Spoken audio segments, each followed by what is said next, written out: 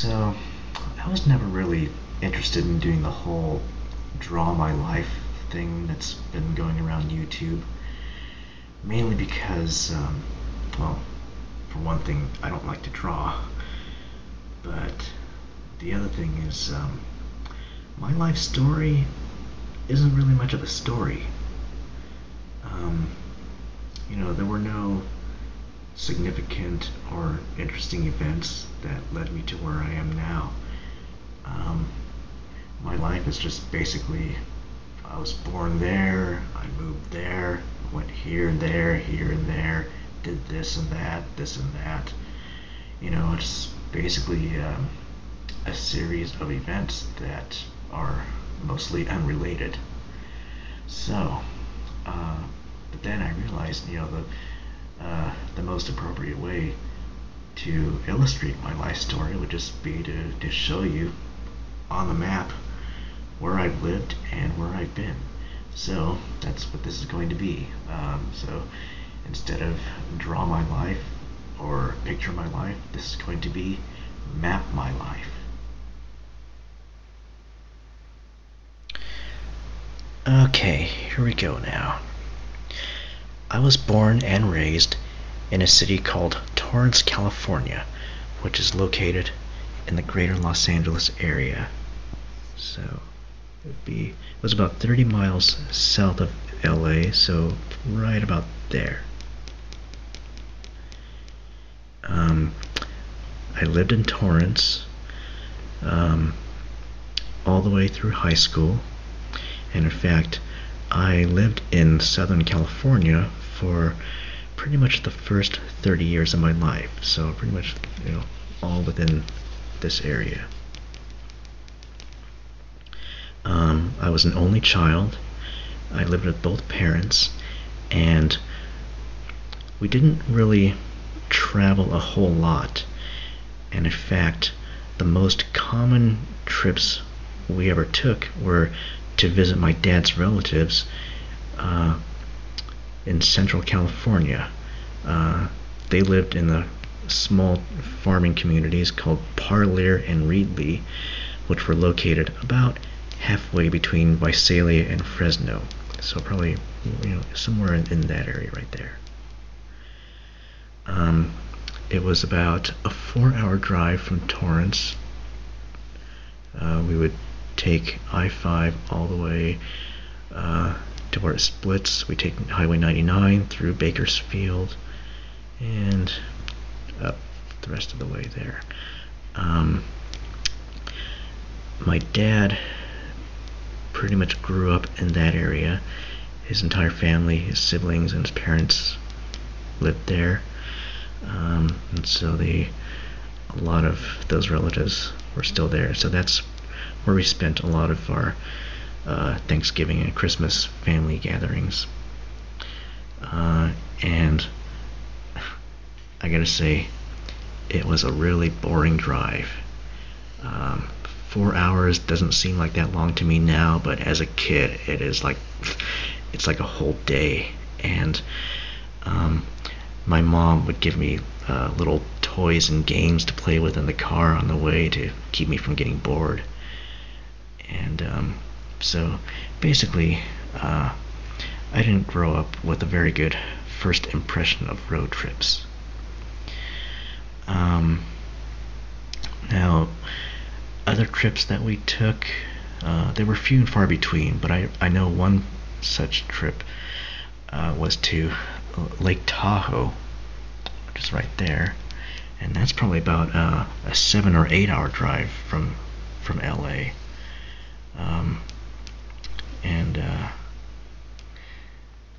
My parents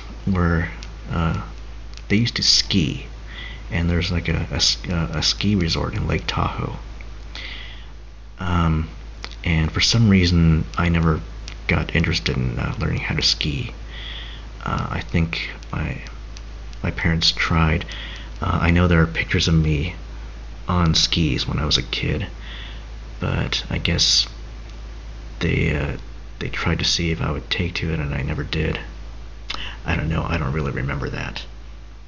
But anyway, the reason I'm mentioning this particular trip is because at one point we drove around Lake Tahoe, which cuts through this little corner of Nevada.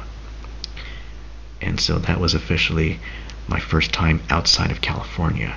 And I was about probably 5 or 6 years old. Now, shortly after that, maybe the following year, my parents took me to another one of the ski ventures in a place called Bryan Head, Utah, which is right around there. And to get there from LA, we drove up I-15 across the Mojave Desert into Nevada through Las Vegas, and I don't think we stopped in Las Vegas other than to get gas. And then we cut through this little corner of Arizona. So we were in Arizona for about 20 minutes and then into Utah. So then Arizona and Utah became the next 2 states I visited. And then we stayed in Bryan Head, Utah, and then drove back the same way. But yeah, those types of trips were unusual. Most of our traveling were to visit my dad's relatives in Parlier and Reedley, right there in the middle of nowhere, Central California. Now my first plane trip was actually to San Francisco, and that was with my cousins. I must have been about 10 years old at the time, and I don't know, I guess it was interesting.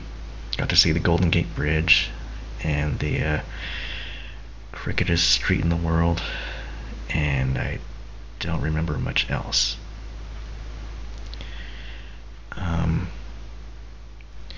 And then, when I was in 8th grade, my entire class took a field trip to Washington, D.C.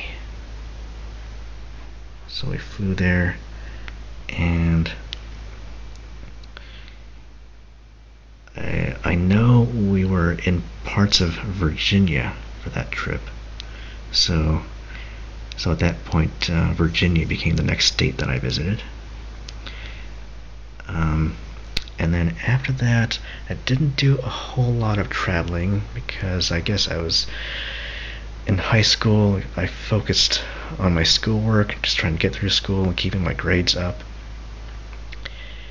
And then I ended up going to UCLA for college, so I stayed local. Though I did live on campus. So that was kind of neat, living away from my parents for the first time. Though I did go back to visit them on weekends. And after I graduated, I got a job right away in Orange County, which is still fairly close to LA. But I ended up renting an apartment by myself in Orange County. Spent almost a year in Garden Grove, and then I lived in Tustin, and I basically lived in Orange County for the next 7 years.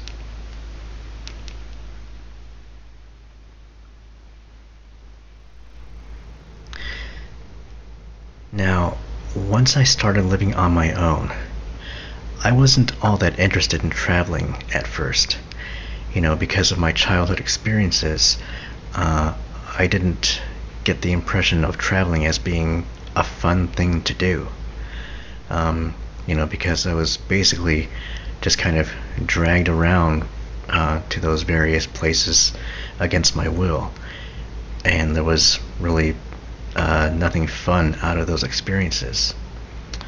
In fact, my very first time traveling outside of the US was a business trip to Jakarta, Indonesia, of all places. And that was not an enjoyable experience at all. And I almost don't want to count that as a traveling experience. In fact, I can't even show it to you right now because this is a North America map. but it was my first time outside of the US, and therefore it is a significant experience. But a few years later, I did fly to the East Coast to meet up with a group of internet friends in Hartford, Connecticut. And my flight there actually stopped in Cleveland, and therefore I count Ohio as a state I've been to. Even though I never left the airport, we did land, and I got off the plane and I ate lunch at Burger King in the airport. So it counts. Anyway, from there we flew to Hartford. So Connecticut was the next state I visited. Met up with my group of friends, and then the next day we drove to Boston. So then I can add Massachusetts as a state I've been to. But I was only in Boston for about 2 hours because I had made plans to visit another internet friend in New Jersey. And so I had to drive back to Hartford with the person who drove me there, actually the person who lived in Hartford. And then the next day I took an Amtrak train down to New Jersey. And the train actually passed through New York City. And even though I didn't get off the train, I was actually sitting on the train for about half an hour at what I assume is Grand Central Station. And I did see New York as we passed through it, so I do count New York as a state I've been to. And of course New Jersey, I actually spent a week in New Jersey visiting that friend, and on one of those days we drove to a small town called New Hope, Pennsylvania, which was just right on the New Jersey and Pennsylvania border. And so I can say I've been to Pennsylvania. And my flight back home from Newark, New Jersey back to LA was a direct flight, so no new states were added on my way home. Now, that trip to the East Coast actually got me more interested in traveling in general, especially on my own. So, the very next summer, I decided it was time to take another vacation, and I randomly picked Seattle. And the funny thing about that is, I had no idea at the time that I was going to eventually be living in the Seattle area just 2 years later. You know, I had always been comfortable living in Southern California, and even though I enjoyed visiting other places, I always felt comfortable in Southern California and had really no intentions of moving anywhere else anytime soon.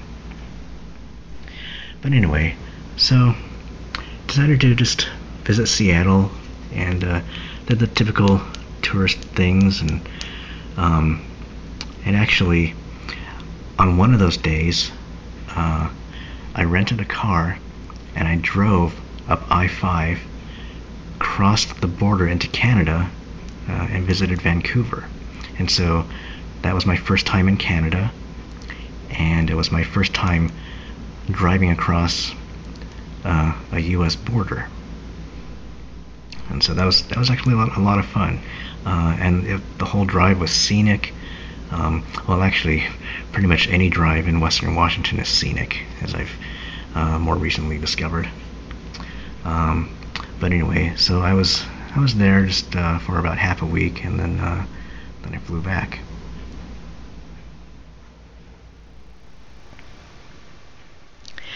Now, the other thing that's significant about that Seattle trip was that it made me realize just how much I enjoy traveling by myself. And in fact, that drive between Seattle and Vancouver just made me appreciate road trips in a way that I never appreciated as a kid. And so the following spring, I actually did a road trip from LA to Denver.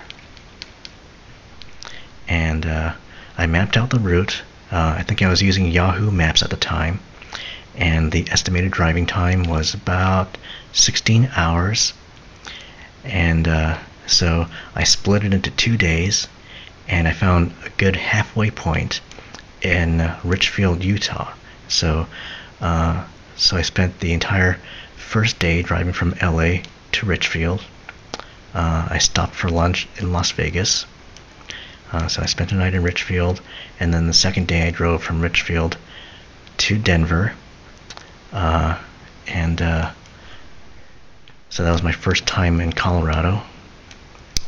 And I basically spent a week in the Denver area and visited places like Boulder and Colorado Springs. And the other thing I did there was this was 2 years after the Columbine High School shooting, and I was actually inspired by this story I read about Cassie Bernal, the girl who supposedly professed her faith in God just before one of the shooters shot her in the head. And so I found out which church she used to attend, and I visited that church, and I met a bunch of people who knew her. And so that was a really neat experience. And so after spending a week in the Denver area, just doing more touristy stuff, I drove back the same way, stayed at the same place in Richfield, and then drove back to LA. And again, it was done in 2 days. And so that whole experience made me realize just that I really enjoyed not only traveling by myself, but doing road trips by myself. I just, contrary to when I was a kid and being forced to ride in the car from LA to Parlier in California, this I was in complete control, and I got to see things, some interesting things along the way, and that was really the whole point of the trip. Just part of it was just enjoying the journey itself, and one of the most important things I learned about that trip was the importance of allowing plenty of time to stop and see things, which is something that I didn't do on that trip. I basically had to get from LA to Richfield and from Richfield to Denver as fast as I could. And there were things along the way that I wish I had some more time to see, like Zion National Park and Arches National Park. So I've learned ever since then that I need to allow plenty of time to get to my destination for that reason. And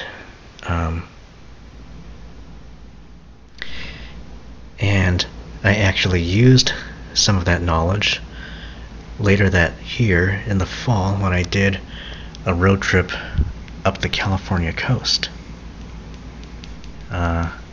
So I think I stopped, I drove mostly up Highway 101, and I think I stopped 1, 2, 3, 4 different points along the California coast. So yeah, basically 4 days up that way. And yeah, I drove through San Francisco, drove Golden Gate Bridge, and that was actually kind of lame because it was really foggy that afternoon, like it usually is in San Francisco.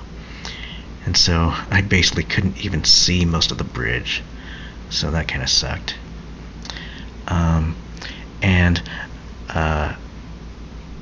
It turns out Highway 101 is not the best way to go if you're trying to take an actual coastal scenic route. That would actually be Highway 1, but I didn't know that at the time. So I took 101 most of the way. And once I got to Humboldt County, then it became a really nice scenic drive. driving through the California redwoods and just driving next to the coast. So that was actually probably my favorite day of that trip. And then once I got to Crescent City, I took this highway inland, drove into Oregon. So that was my first time in Oregon. Once I got as far as Grants Pass, and then I hit I-5 and then came all the way back down. Spent my final night in Redding, California. And then the final day of driving was basically I had to just make a mad dash from Redding all the way back down to LA, driving along I-5, which wasn't a problem for me because there's really nothing to see along I-5 on that stretch of I-5. So yeah, that was a really fun trip, and so that was got to learn how to do a proper road trip. And now we come to the next significant transition in my life. In April 2002, it was a seemingly ordinary day at work when the company's CEO announced that our small company was being bought out by Microsoft, and that if we wanted to, Microsoft was offering to interview each of us for positions on the new team that was acquiring our software. And so the very next week, they flew us to Seattle, and I was one of, I think, 13 or so people that interviewed for the jobs, and I was actually offered that position, and I had until the end of that week to respond. And so just everything, Microsoft was offering to pay for all of our moving expenses, as well as a temporary housing and temporary rental car, and all this additional assistance with the home finding and moving process. Not to mention the fact that my starting salary would be 40% more than what I was making at the time. So pretty much seemed like a no-brainer. And so within 2 months, in the middle of June 2002, I was a Washington State resident. And and it was kind of funny looking at my plane ticket, because it was like the only time in my life that I've ever had a travel itinerary that was just a one-way trip from LA to Seattle. So I settled on the east side, which is where the Microsoft main campus is located, in Redmond, Washington. And it was not as hard a transition as one might think, especially for me, because it was actually the perfect time in my life to make a big move like that. I was already doing most things by myself. Everything that I was doing down in California, I could just as easily do in Washington. I was keeping in touch with most of my friends over email anyway, and so that didn't change. I had to look for a new church, which I was thinking about doing anyway in California. I won't get into why. And when I wasn't working on, on the weekends, it felt like I was on vacation, because I was getting to explore my new area. So everything just it worked out. It was just perfect timing, and so yeah. So after 6 months of living in the Seattle area, I decided to head back to California to spend Christmas with friends and family. But instead of flying back to LA, I drove. And not only that, I drove the scenic route all the way down the coast.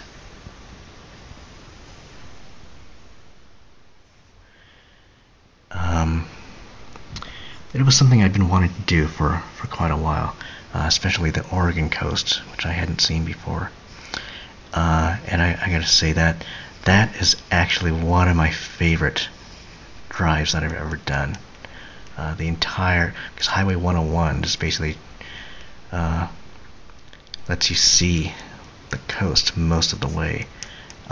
It's long, and I wouldn't recommend it if you're trying to actually get somewhere like I was. But yeah, it's a really nice, pretty scenic drive.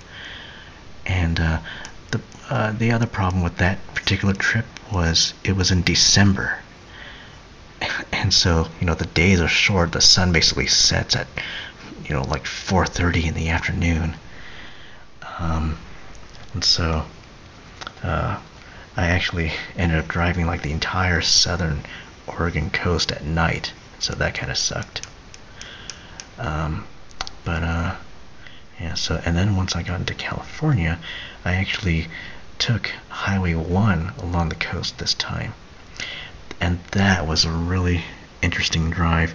It was scenic, but I had to drive really slow because there were a lot of it was really windy, twisty, and you're driving next to a cliff most of the time, and so you really got to be paying attention, otherwise you'll just go tumbling over the cliff.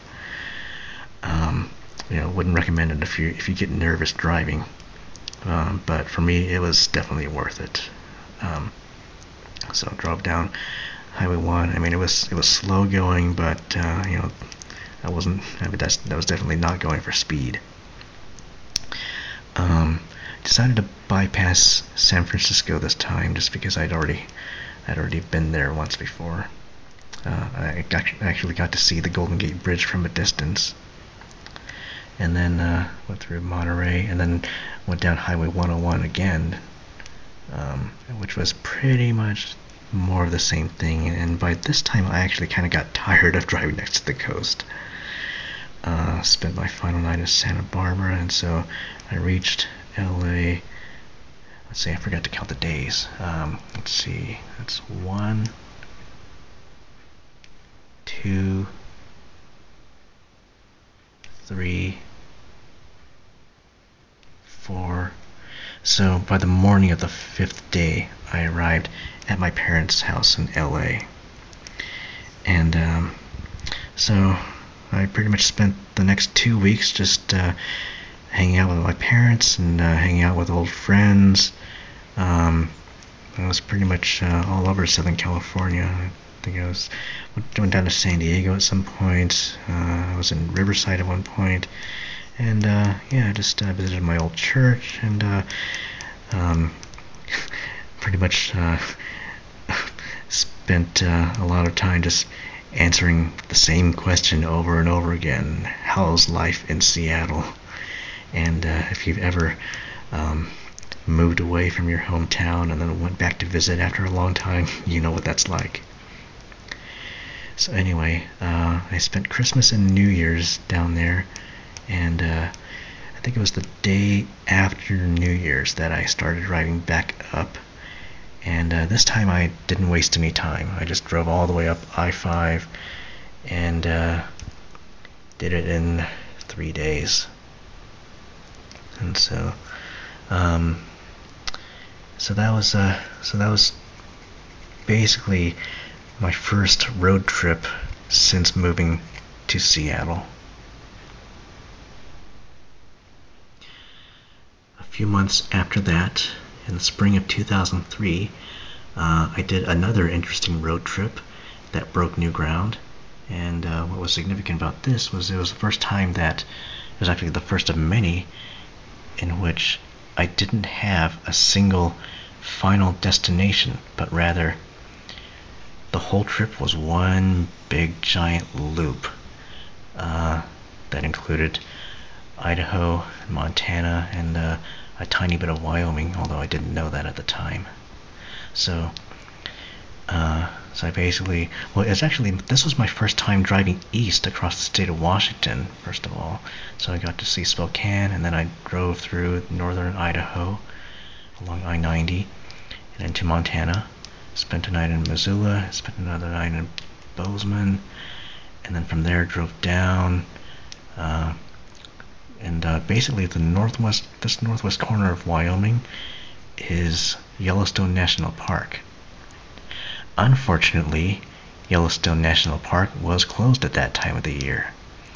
So, once I got to the little town of West Yellowstone, Montana, I found that they had an IMAX theater, and so I got to see Yellowstone on an IMAX screen. And then I drove back into Idaho while eating an Arby's roast beef sandwich, and so that was officially the first time I'd ever eaten a meal in 2 states. I don't know why I just mentioned that. And then I drove through the Snake River Plain in southern Idaho, spent a night in Pocatello, and then continued driving through Twin Falls. This part of the Snake River Canyon was really interesting to look at and take pictures of.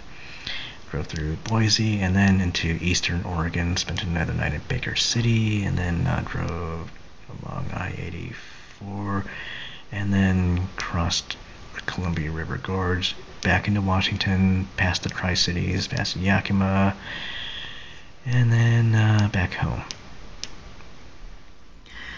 So like I said, that was the first of many road trips that consisted of a loop. And I've done several other road trips since then that involved loops, including a loop around the Olympic Peninsula and loops through central and eastern Washington. There's one that cut across part of Canada at some point. I revisited the Oregon coast a few times, and I've driven back down to Southern California several times along different routes. And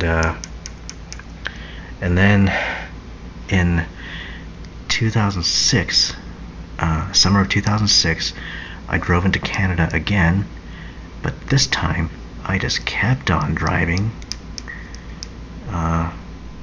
all the way up into northern British Columbia. I basically just explored along the way. I spent a couple of nights in Prince George, British Columbia. I guess I just kind of felt like taking a break from all that driving. So I just got, just hung around Prince George for a day, and then continued driving north, and spent another night in Dawson Creek. And as you can see, I was really close to the Alberta border, and I knew it at the time, so I decided to just take a few moments to keep on driving east across the border, and then after about a minute I turned around and went back, just so that I could say I'd been to Alberta. Anyway, so then I went on from there just a little bit further to Fort St. John, and then I stopped there. And Fort St. John, to this day, is now the furthest north I've ever been. It's a record that I would like to break someday, but I'm not sure exactly when that'll happen. But basically, from Fort St. John, I just turned around and came back roughly the same way, with minor differences occasionally. Spent another night in Prince George, and then came back. I think I spent another night somewhere north of Kamloops, because I, again, took a different route. And then spent my final night, I think, Alder Grove, before crossing back into the U.S. and then coming back home. And that was actually my last time in Canada. Yeah, actually, my passport later expired that year, and I just renewed my passport. I guess it's been more than a year now, and I have not been out of the U.S. since then. However, I am thinking about taking another trip to Canada sometime, maybe in the next couple of months. Probably just to Vancouver or something like that. possibly Victoria. I've never actually been to Victoria, so that's another possibility. But yeah, we'll just have to see. Make use of that passport.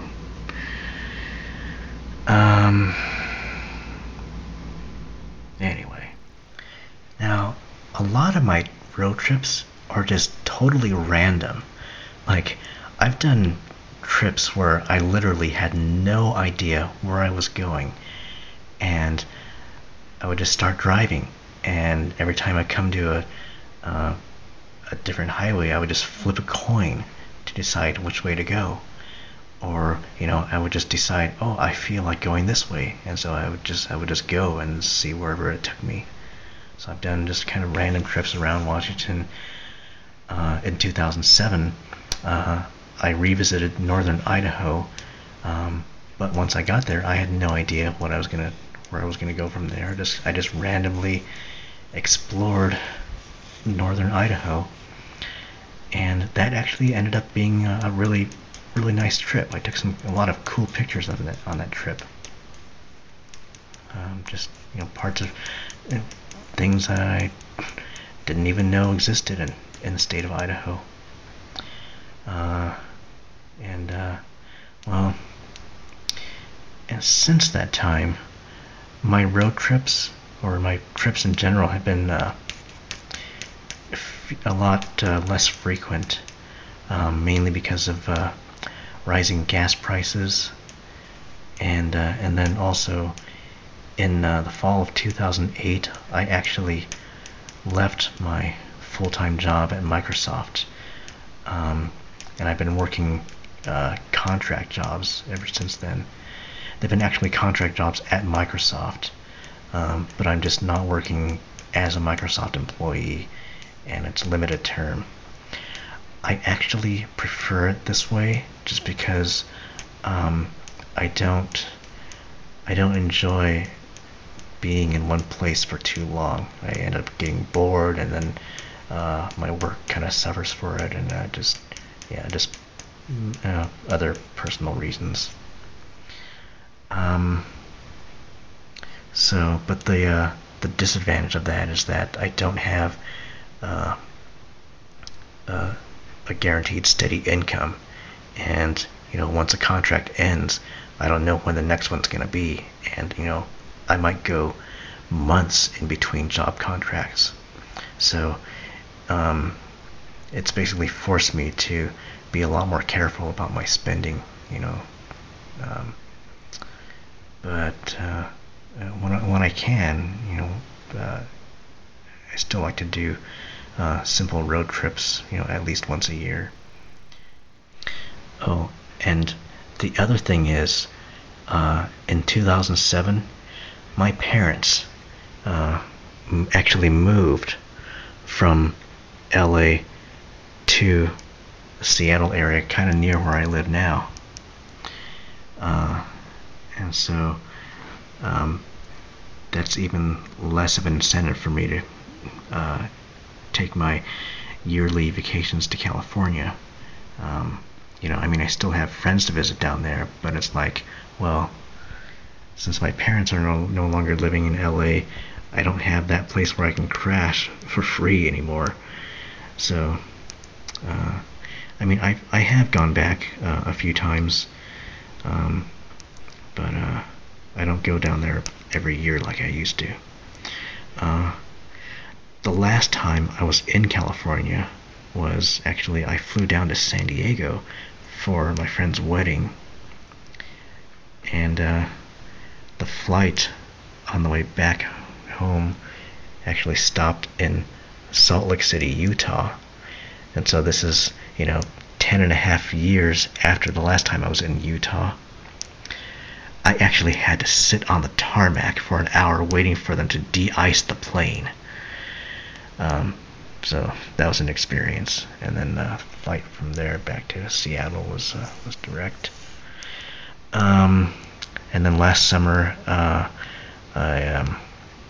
did another sort of a random trip that involved driving into Oregon for a little bit. That was July 4th weekend last year, so that's been about 10 months ago, and so that was my that was my last. Yeah, I guess that was my last trip out of state. And well, I don't have any definite plans for my next trip, but like I said, I do sort of. I've been thinking about going back into Canada for the first time since 2006, and so, but I just haven't put a whole lot of thought into that. But I've just been kind of thinking lately that I'd really like to see Canada again, just because I feel like it's been too long. But that's pretty much my story of where I've been.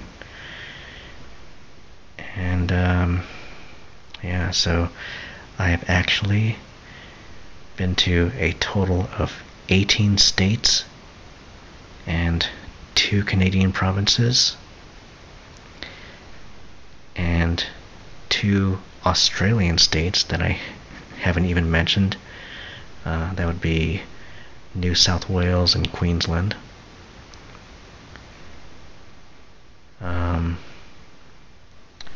So yeah, I guess that's pretty much it.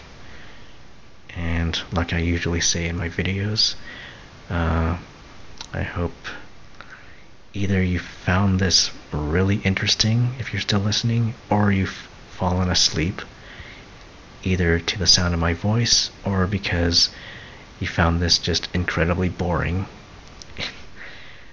But in any case, that's it, and so you have a good night.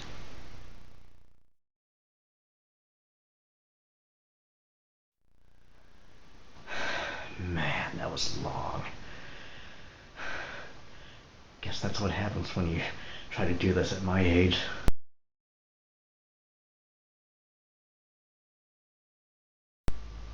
There were no... Let me try this again. I don't know, I just, you know what? I'm gonna start this again. And let's see, I've driven down to California. I guess I'll be redoing this one again.